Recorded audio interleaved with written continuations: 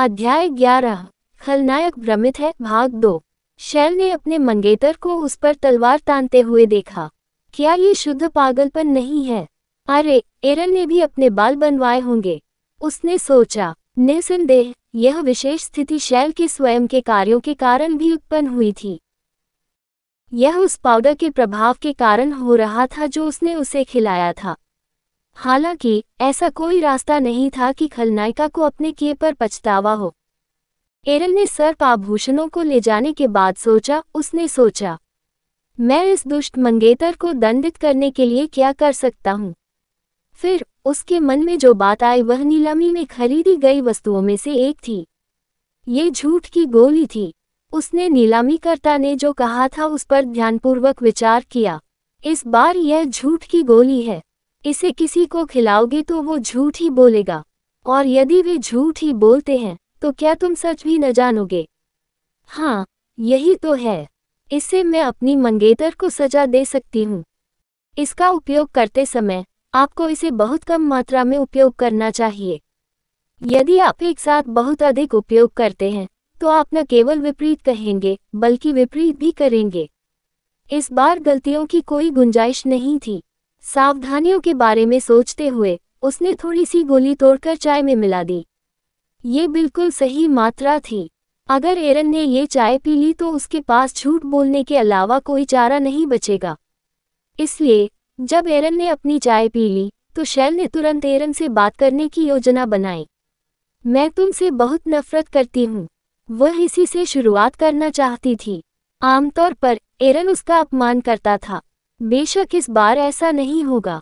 गोलियों के प्रभाव के कारण एरन कहता था कि वह उसे पसंद करता है, और उसके बाद वह उसे अस्वीकार कर देगी और कहेगी कि वह अपनी सगाई तोड़ना चाहती है।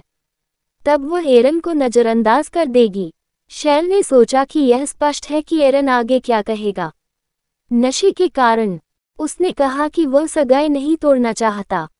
अपने दिमाग में उसने एक ऐसे परिदृश्य की कल्पना की जहां वह अपने मंगेतर को अस्वीकार कर रही थी क्योंकि वह उससे चिपक रहा था। ऐसा लगता है कि अब तक मुझे जो गुस्सा महसूस हो रहा था वह इसके बारे में सोचने से कम हो गया है। उसके बाद वह आने वाले समय में एरन का मजाक उड़ाती रहेगी। नहीं, मैं एरन को जीवन भर परेशान करूंगी। वह मुस्कुराए और एरन को चाय दे दी। क्या आप कुछ योजना बना रहे हैं? अरे नहीं, एरन को संदेह हो रहा था। जैसी कि एक बेकार आदमी से अपेक्षा की जाती थी, उसने ऐसे समय में ही चतुराई से काम लिया। हालांकि एरन ने तुरंत अपनी चाय पी ली। ऐसा शायद इसलिए था क्योंकि उसने पुष्टि की थी कि कोई जहर नहीं था। हालांकि इसमें कुछ ऐसा था जो घातक जहर से भी बदतर था। एरन पर व्यंग्य करते हुए पुह्यूट शैल मन ही मन हंसी। वह उस भविष्य की प्रतीक्षा करने लगी। अब से जो होने वाला था उसे वो कभी नहीं भूलेगी। मैं इसे अपनी याददाश्त में जला दूंगी, उसने सोचा, जैसा उसने एरन से कहा था। मुझे आपसे बहुत नफरत है। शैल ने उत्तर की प्रतीक्षा की। अब मेरी मंगेतर, मुझे कोई मनोरंजक बात बताओ। आप अचानक क्या कह रहे हैं? मुझे आपसे नफरत है। ओह, और मैं सगाई तोड़ना चाहता हूँ। इस बार उसका अपमान करने की बारी एरन की थी, लेकिन इस बार नहीं। एरन का मुंह खुल गया। मैं भी तुम्हें पसंद नहीं करता। शैल को अपने कानों पर संदेह हुआ। यदि वह झूठ था तो एरन ने उससे जो कहा वह था, मुझे आप पसंद हो। ये कैसे यथार्थवादी है? शैल को इस पर बिल्कुल विश्वास नहीं हुआ। तभी एरन के मुंह से दूसरा शब्द निकला, और मैं निश्चित रूप से शादी भी तोड़ना चाहता हूँ। मैं हमारी सहभागिता जारी रखना चाहता हूँ। उस समय उसने एक पल के लिए सोचा। हाँ, ऐसा इसलिए हो सकता है क्योंकि दवा का असर अभी शुरू नहीं हुआ है। इसलिए उसने एरन से दोबारा पूछा, क्या? फिर से कहना। इस बार एरन निश्चित रूप से कहेगा कि वह उसे पसंद करता है। मैं भी तुमसे नफरत करता हूँ। मुझे आप पसंद हो, लेकिन फिर भी वही ये बात क्यों सुन रही थी? यदि वे झूठ ही बोलते हैं तो क्या तुम सच भी न जानोगे? तभी अचानक नीलामीकर्ता की बातें उसके दिमाग में आईं।